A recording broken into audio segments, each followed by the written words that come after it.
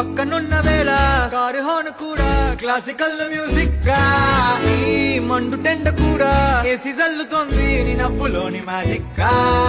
Taxi hire చేసి నువ్వు బేరమాడుతుంటే cute గుంది basic గా.